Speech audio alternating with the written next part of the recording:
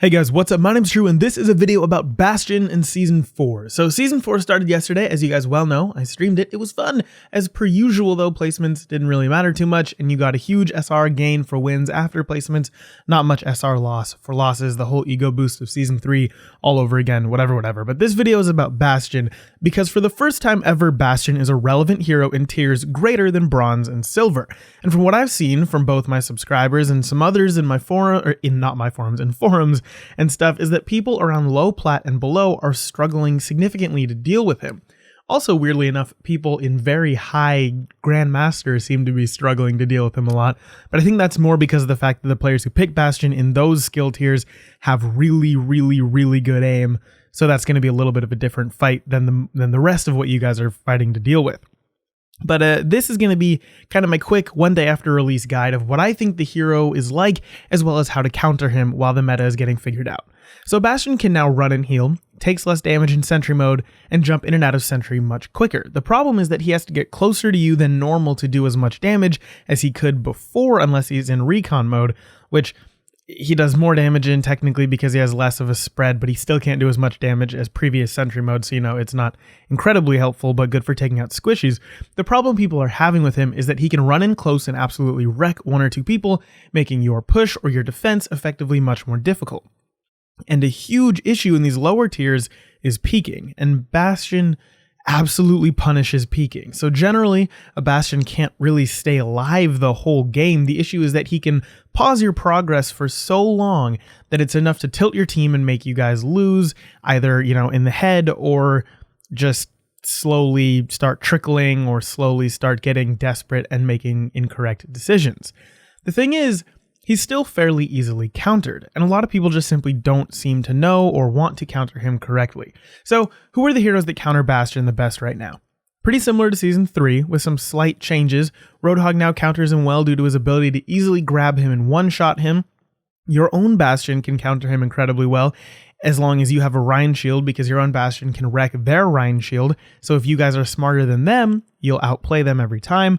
A flanker, generally Genji and Ana combo, can render him completely useless for an entire game by simply forcing Ryan to turn his shield around and then sleeping the Bastion, and if you can, nading that whole scenario and then focusing him down. As Ana, if you nade him and then hit all of your shots, you can kill a Bastion most of the time, which is very nice. Pharah can still damage him pretty well as you can get behind or take the Reinhardt off of him by booping him off somewhere, and Pharah now actually has an easier time dealing with him from far away since his spread is worse in sentry mode than it used to be. Tracer, however, isn't quite as good of a defense or whatever to Bastion as she was before, because now her pulse bomb, doesn't kill him if he has full health and he's in sentry mode. So just keep that in mind. Bastion is just a really tanky DPS hero now, and we've had those before. I mean, hell, Roadhog is still just a really tanky DPS hero. The difference is Bastion can't really flank like Roadhog can, and he needs to rely on teammates to help him, whereas Roadhog is basically the most solo played tank, right? Like he's the only tank that really can excel going off on his own and doing his own thing. Bastion needs to get in close though, so a Bastion that can't flank but needs to get in close needs to rely on his team. And once he dies, it makes it so their team loses like 75% of their DPS. So if anything, he's adding a little bit of variability in picks and changing around how Ryan should play a little bit. Tips for Ryan, by the way: try to figure out if you have a good healer early in the game and rush harder than you were used to if you do. Don't try to rush directly into the Bastion, because obviously he will destroy you, and almost nobody can out-heal that unless you have like 3 healers and they're all actively healing you.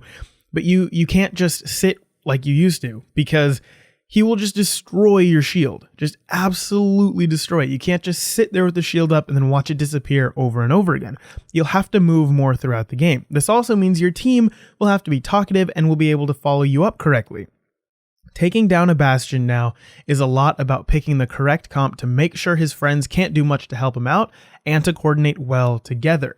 Try not to totally freak out about Bastion right now, because as it stands, we're in this scenario where he's become relevant for the first time and no one really knows how to perfectly kill him yet. Strategies will be developed and he will be able to be killed by doing the same thing we did when we had to redevelop strats around other heroes that got new buffs. Don't worry too much and keep learning how to deal with him, guys. I believe in you. I hope this helps a little bit, because I know he can be a little bit annoying, but I hope this helped you, develop them skills and them strats to deal with the so-called cancer Bastion. If you liked the vid, hit that like button. If you didn't, don't hit it, but it helps a lot either way. And I will thank you guys. Right about now, I will thank you guys. Anyways, peace.